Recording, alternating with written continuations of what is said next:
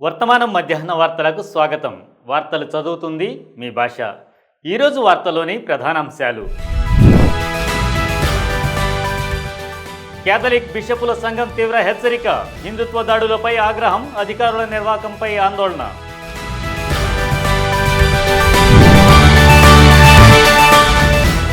ఆకలితో అలమటిస్తున్న గాజా.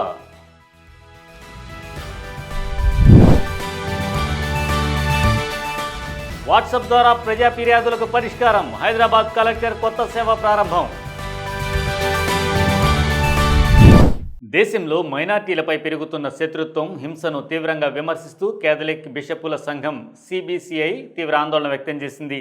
దేశం ఇప్పుడు భయంతో, నొప్పితో కుదులవుతున్న విషమ వాతావరణంలో ఉందని హెచ్చరించింది. జూలై 28న ఢిల్లీలో జరిగిన మీడియా సమావేశంలో arch bishop Anil JT Couto నేతృత్వంలో సిబిసిఐ కార్యదర్శి జనరల్ ఈ విషయాలు వెల్లడించారు. మతపరమైన మూకలు మైనార్టీలపై దాడులకు పాల్పడుతున్నాయని, వాటిని ఆపాల్సిన ప్రభుత్వ యంత్రాంగం నిర్వాకం చూపుతుందని అన్నారు. జూన్ 17, 2025న మహారాష్ట్రలోని కుప్వాడ్ సంగ్లీలో బీజేపీ ఎమ్మెల్యే గోపీచంద్ పడల్కర్ చేసిన వ్యాఖ్యలను సిబిసిఐ తీవ్రంగా ఖండించింది. ఆయన మొదటి ఫాదర్ను కొట్టిన వాడికి 5 లక్షలు, రెండవ వాడికి 4 లక్షలు, మూడవ వాడికి 3 లక్షలు ఇస్తాం అని చెప్పినట్టు ఆరోపించారు. ఈ వ్యాఖ్య అస్పష్టంగా కాదు, స్పష్టంగా మత విద్వేషాన్ని రెచ్చగొట్టే విధంగా ఉందని పేర్కొన్నారు. ఈ తరహా వ్యాఖ్యలు భారతీయ న్యాయ సంహిత బిఎన్ఎస్ 2023లోని సెక్షన్ 152 ప్రకారం శిక్షార్హమని గుర్తు చేశారు. అయినప్పటికీ పోలీసులు ఇప్పటికీ ఎఫ్ఐఆర్ కూడా నమోదు చేయలేదని ఆరోపించారు. అదే సమయంలో సామాజిక కార్యకర్తలు, విద్యార్థులు ట్వీట్ చేసినందుకే అరెస్ట్ అయిన సందర్భాలను గుర్తు చేశారు. జూలై 25, 2025న దుర్గ్ రైల్వే స్టేషన్లో 2 కేథలిక్ సన్యాసులను అరెస్ట్ చేసిన ఘటనపై కూడా సిబిసిఐ తీవ్రంగా స్పందించింది. అయినప్పటికీ సామాజిక విద్వేషాన్ని రెచ్చగొట్టే మూకల ఒత్తిడి వల్లే పోలీసులు అరెస్ట్ చేశారని ఆరోపించారు. సిస్టర్స్కు శారీరక దాడి జరిగినట్లు పేర్కొన్నారు. తల్లిదండ్రులు వచ్చినప్పటికీ వారు తమ కుమార్తెలను కలవడానికి పోలీసులు అనుమతించలేదని అన్నారు. ఈ కేసులో మొదట ఎఫ్ఐఆర్లో లేనిది, తర్వాత బిఎన్ఎస్ఎస్ సెక్షన్ 173 రిపోర్టులో చట్టం 4 ఛత్తీస్గఢ్ ఫ్రీడమ్ ఆఫ్ రిలీజియన్ యాక్ట్ను చేర్చారని ఆరోపించారు. ఇది రాజ్యాంగ నైతికత సంక్షోభం అని అభివర్ణించారు. రాజ్యాంగంలోని మౌలిక హక్కుల్లో ఒకటైన అంతఃకరణ స్వేచ్ఛను గుర్తు చేశారు. కొన్ని న్యాయపరమైన ధోరణులను వారు తీవ్రంగా విమర్శించారు. న్యాయ వ్యవస్థ తన బాధ్యతను వదులుకోవడం అన్యాయానికి దారితీస్తుందని అన్నారు. ఇటీవల ఒక ప్రధాన న్యాయమూర్తి తనపై వచ్చిన ఆరోపణలను తానే విచారించడాన్ని, మతపరమైన విధానాల ఆధారంగా తీర్పులు ఇచ్చే న్యాయమూర్తులను విమర్శించారు. కొన్ని కోర్టుల తీర్పులు మెజారిటీ పాలనకు ప్రచారం చేస్తున్నట్లుగా కనిపిస్తున్నాయి. న్యాయమూర్తుల వద్ద నగదు బస్తాలు దొరకడం వంటి సంఘటనలు మన ప్రజాస్వామ్యానికి ప్రమాద సూచికలు అని సిబిసిఐ హెచ్చరించింది. సిబిసిఐ చివరిగా ఒక గంభీర హెచ్చరికను చేసింది. ఇది రాష్ట్రాన్ని శాసించే రాజ్యాంగ విధానాన్ని పునర్విమర్శించాల్సిన సమయమని అన్నారు. దేశాన్ని, ప్రజలను కాపాడటానికి తగిన రాజ్యాంగ ప్రక్రియలను చేపట్టండి అని పిలుపునిచ్చారు. గాజాలోని ఆసుపత్రులు తీవ్రమైన పోషకాహార లోపం, ఆకలితో బాధపడుతున్న రోగులతో కిక్కిరిసిపోతున్నాయి. ముఖ్యంగా పిల్లలు, తల్లులు అత్యంత ప్రమాదంలో ఉన్నారు. ఇజ్రాయెల్ ముట్టడి కారణంగా గాజాలో ఎక్కడ చూసినా ఆకలి కేకలు వినబడుతున్నాయి. యుద్ధం ప్రారంభమైనప్పటి నుంచి ఇప్పటి వరకు 111 మంది పిల్లలు ఆకలితో చనిపోయారు. మొన్నటికి మొన్న గాజా సిటీ ఆసుపత్రుల్లో ఆకలితో అలమటిస్తున్న 5 పిల్లలు మరణించారు.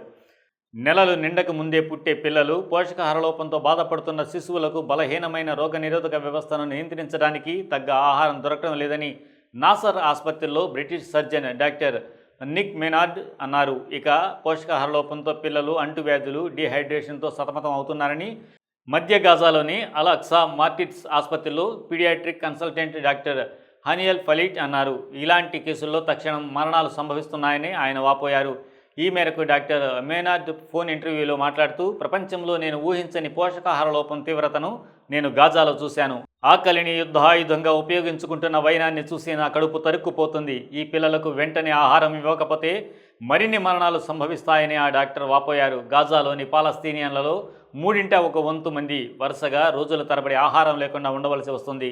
గాజాలోని డాక్టర్స్ వితౌట్ బెండర్స్ క్లినిక్లలో చికిత్స పొందుతున్న చిన్నపిల్లలు, గర్భిణీ స్త్రీల గురించి ప్రపంచ ఆహార కార్యక్రమం ఇటీవల తెలిపింది. గత వారం దాదాపు 4వ వంతు మంది ఉప్పు తీసుకోవడం వల్ల బాధపడుతున్నారు. దీంతో పదుల సంఖ్యలో బాధితులు మరణించారని వైద్యులు అంటున్నారు. పోషకాహారలేమితో గర్భస్రావాలు చోటు చేసుకుంటున్నాయి. మే చివరిలో ఆహార పంపిణీ మొదలైందని ఇజ్రాయెల్ చెబుతున్నప్పటికీ అది లోపభూయిష్టంగా, ప్రమాదకరంగా ఉండే కొత్త పంపిణీ పద్ధతిని ప్రవేశపెట్టింది. ఆహారం కోసం వచ్చిన ఎంతోమంది పాలస్తీనియన్లను ఇజ్రాయెల్ సైనికుల దాష్టికానికి బలవుతున్న సంఘటనలను అనేకం జరగటం సర్వసాధారణంగా మారింది. మార్చికి ముందు ప్రజలు నివసించే ప్రదేశానికి దగ్గరగా ఉన్న వందలాది మంది పంపిణీ కేంద్రాల నుండి ఆహార కరపత్రాలు ప్రధానంగా యుఎన్ నేతృత్వంలోని వ్యవస్థ కింద పంపిణీ చేశారు. కానీ ఇప్పుడు అవి ఎక్కువగా దాని స్వతంత్రత, మద్దతు గల ప్రైవేటు అమెరికన్ కాంట్రాక్టర్లచే నిర్వహిస్తున్న సైట్ల నుండి సరఫరా చేస్తున్నారు. ఇక గాజాలో అమ్ముడే ఆహార పదార్థాలు అక్కడ నివసిస్తున్న పౌర జనాభాకు సరిపోదు.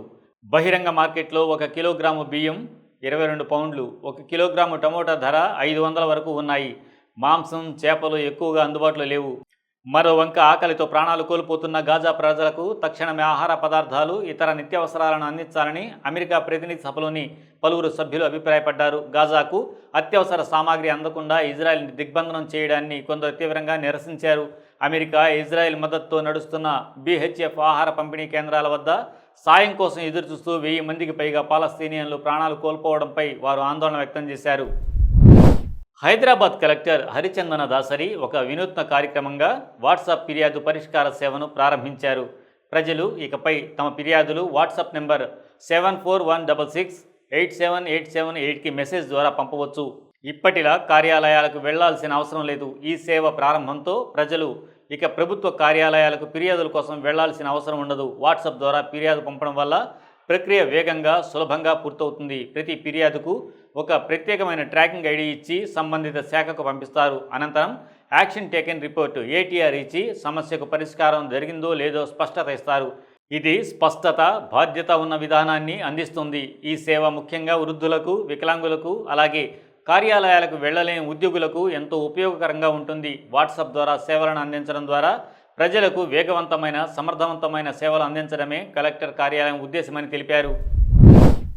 ఈ వార్తలు ఇంతటితో సమాప్తం. మరిన్ని విశేషాలతో మళ్ళీ మీ ముందుంటాం. Until then stay with us.